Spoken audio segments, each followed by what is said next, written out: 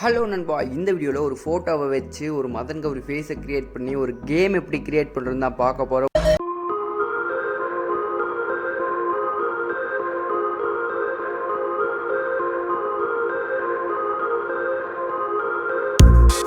கோடிங்கில் இது சத்தியமாக வேறு லெவலாக இருக்கும். உங்களுக்கு ஒரு வெயிட்டான வீடியோ காத்திருக்கு.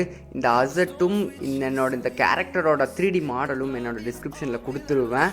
நீங்கள் எனக்கு என்ன பண்ணணுன்னா 1000 சப்ஸ்கிரைப் வர்ற வரைக்கும் எனக்கு சப்போர்ட் பண்ணுங்கள். அதுக்கப்புறம் உங்களுக்கு தரமான வீடியோ ஒன்று காத்திருக்கு.